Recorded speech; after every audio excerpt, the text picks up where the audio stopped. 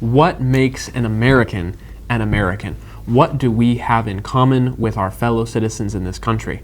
Once upon a time, it could be said that in general, you shared a basic religious tradition with your American neighbors. You certainly shared a similar patriotic love for your country. And while you may disagree on small elements of these questions, ultimately, you were proud to be an American citizen. You may have come from different states or different backgrounds or different socioeconomic levels, but ultimately, pride in America brought you together, and on a deeper level, a similar culture united everyone. However, as the centuries have progressed, we've found this to be increasingly not the case. As the United States has tried to integrate many millions of immigrants over our years, with decreasing success as time has gone on, we've found that no longer does our country share any semblance of a common culture uniting us. We are a collection of separate boroughs that speak different languages, wave different flags, and have increasingly little to bind them together. We ask why our country has so much division in it. I would say, in large part, it's because we have so little that binds us together.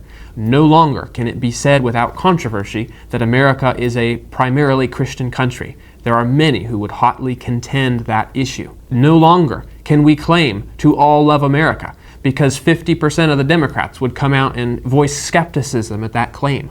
No longer can we even claim to have a common language in this country that at least everyone's trying to learn or putting some semblance of effort to practice. We've always had many languages in this country, but at least in the past, there was a sense of obligation that if you're going to become successful in the business world or in public life, you need to learn English. No one was giving campaign victory speeches in Spanish, which is something we saw happen in Idaho recently. And yet, as this has continued and the country has become ever more diverse and ever more divided, the liberals seem convinced that the best way to seek the peace and prosperity of our people is to add even more differences and more divisions.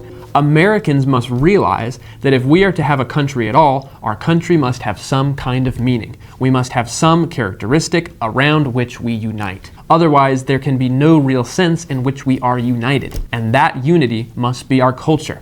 Immigrants to the United States must integrate into our culture and celebrate our holidays, speak our language, and observe our traditions. It is to be assumed that any immigration into the United States will result in elements of other cultures being somewhat absorbed into our own. But if you don't even make a pretense of integrating other cultures into your own, an inch will turn into a mile. And that's what we have in the United States today. Miles upon miles of foreign cultures, foreign holidays, and foreign languages in our cities and schools and churches, and the American identity, what it means to be an American, becomes increasingly diluted.